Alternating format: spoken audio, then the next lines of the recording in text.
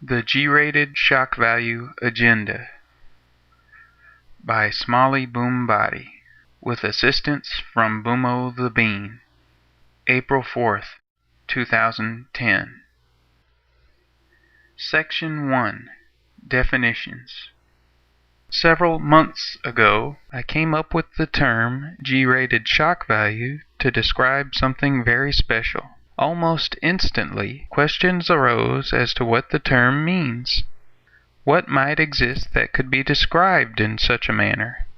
What is G-rated shock value? It sounds contradictory. Although I think most of us have an innate idea of what the G rating stands for, FilmRatings.com describes it as follows. A G-rated motion picture contains nothing in theme, language, nudity, sex, violence, or other matters that, in the view of the rating board, would offend parents whose younger children view the motion picture. Sounds like a definition most people would agree with. But what about shock value?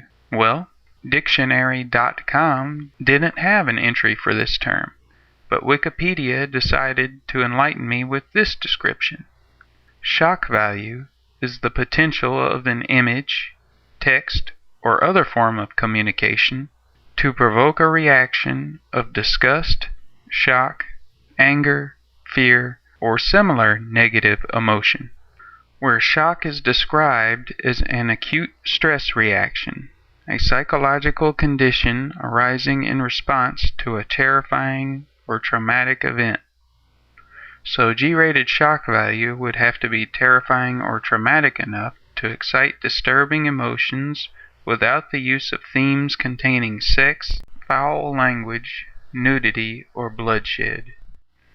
But is there anything outside of these listed categories that's capable of shocking anybody?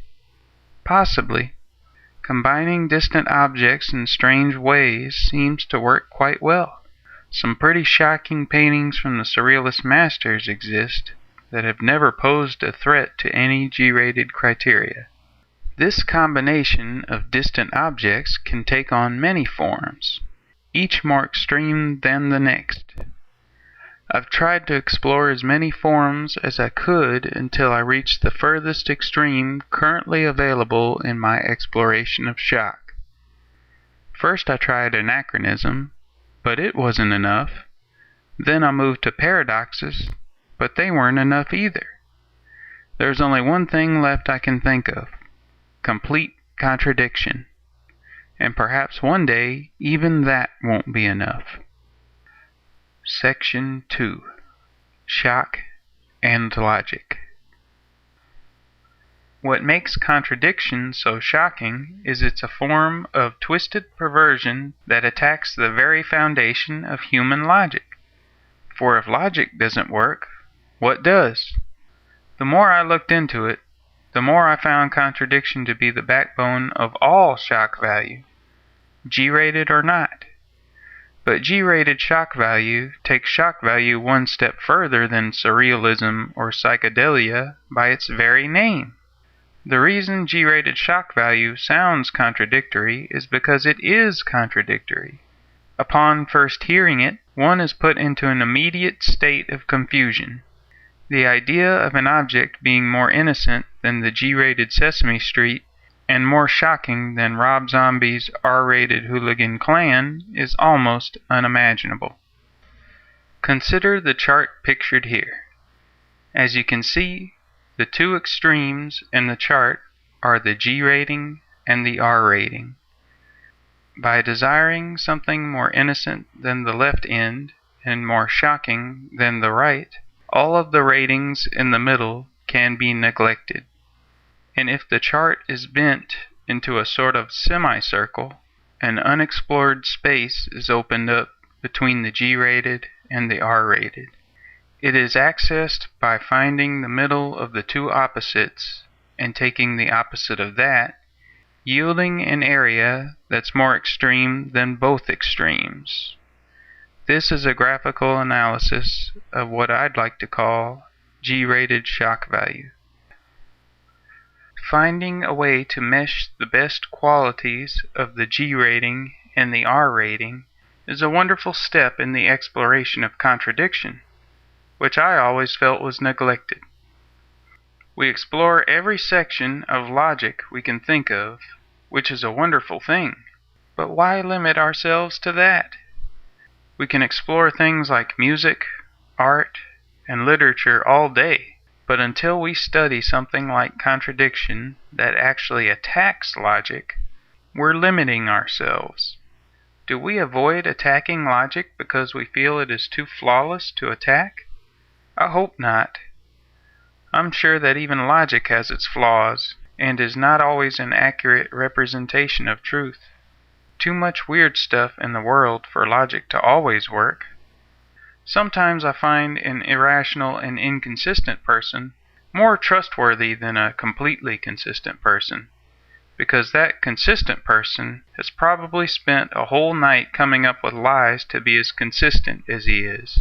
Still, logic is by far the best and most consistent method we have of exploring truth for the time being.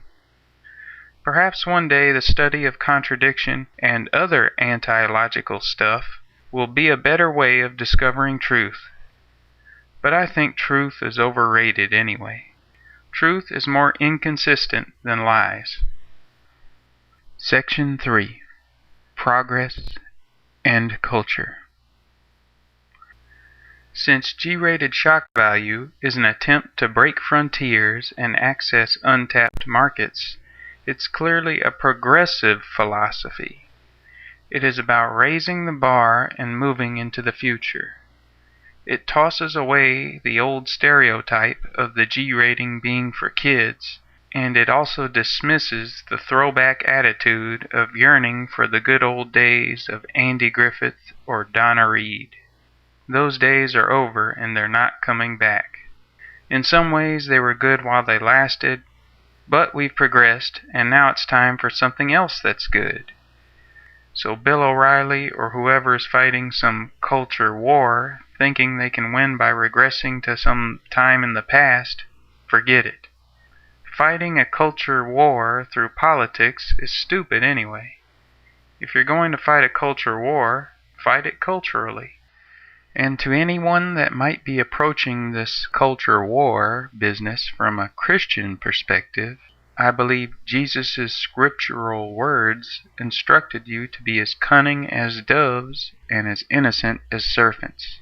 Of course, I'm paraphrasing, so I might be off by a word or two.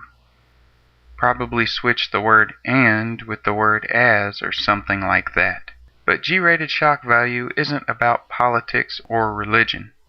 I envision it as sort of a postmodern fairy tale where the focus isn't placed on flying saucers and other science fiction staples. Rather, the focus is on mystical Tinkerbell-type fairies with 15 heads that take driver's tests.